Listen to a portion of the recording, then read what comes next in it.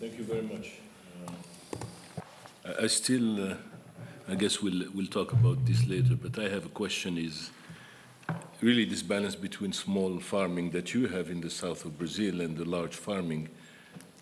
And we think of Africa and we see many stories of one developing at the expense of the other.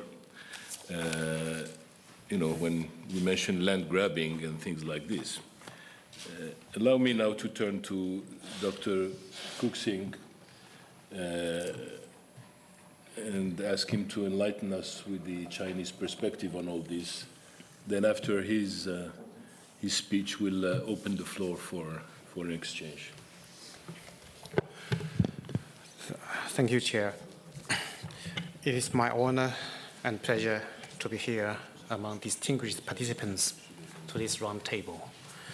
The food security is a serious problem for China because of first of the huge population and also because of the social and economic development level in China.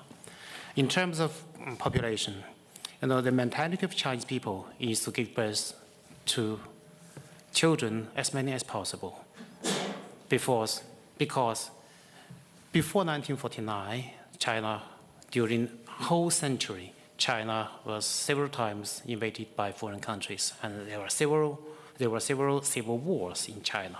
So if a couple give birth to 10 children, they can expect 2 or 3 of them arrive to maturity. So after the founding of the People's Republic, there was no longer civil war. There is no longer, till now, foreign invasions in China.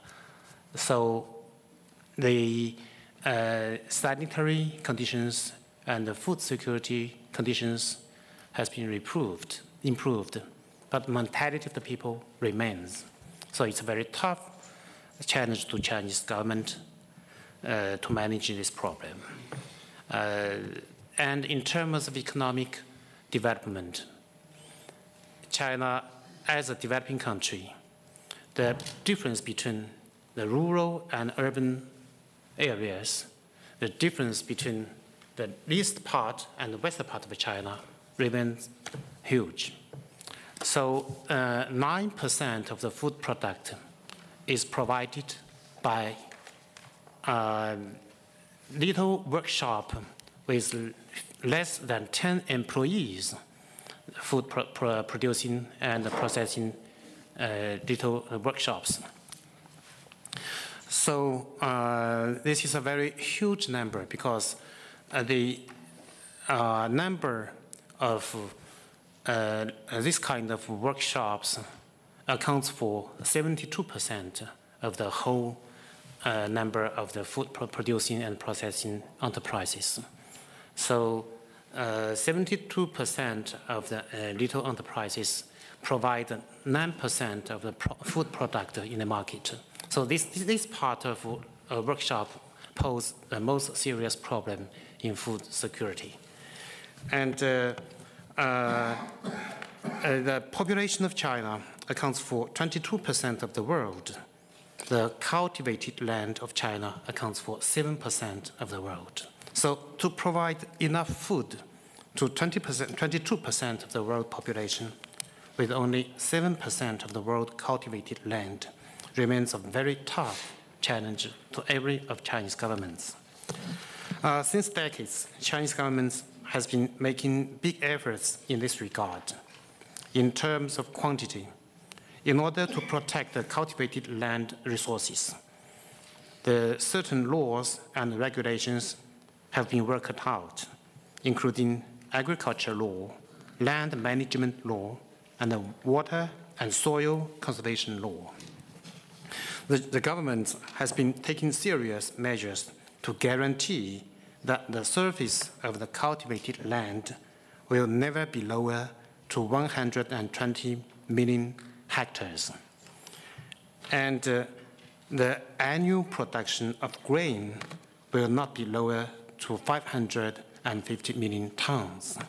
And this year, for 2011, the production of grain has achieved, for instance, 520 million tons. In terms of quality, to ensure food security, the Chinese government adheres to the principle of giving priority to prevention and control at its root by monitoring and controlling the whole process, and has formed a regulatory format in which the local governments take the responsibility, related departments provide the guidance and conduct coordination, and different sectors make concerted efforts under the unified national leadership.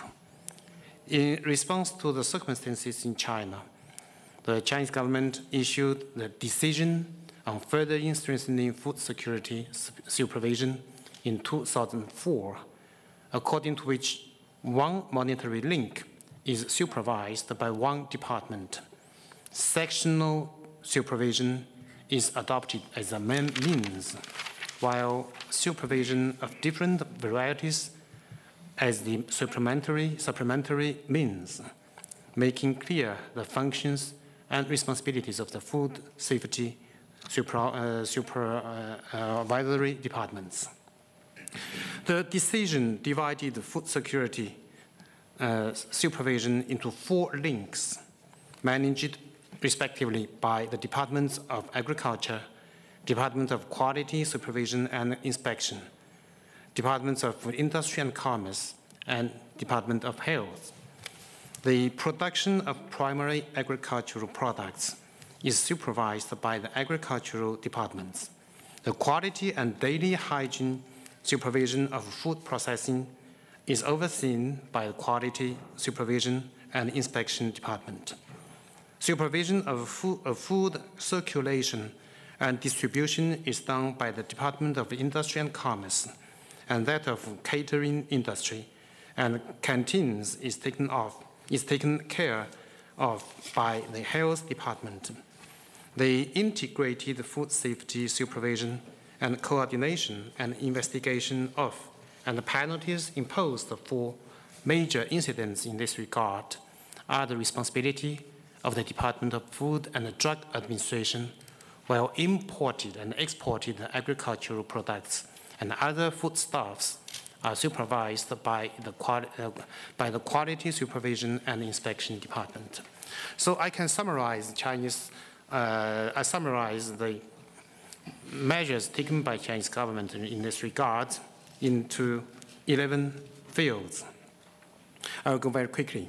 First, intensifying supervision on the quality and safety of agricultural products. Second, establishing and strictly implementing market access systems for food and quality and safety. Third, intensifying state supervision by sample survey for food quality. Fourth, intensifying rectification of food workshops. Fifth, promoting the responsibility system for regional food safety control. And sixth, stepping up supervision of the food circulation sector. And seventh, intensifying supervision of food safety in catering industry. And eighth, carrying out rectification in respect of food quality and safety in an all-around way.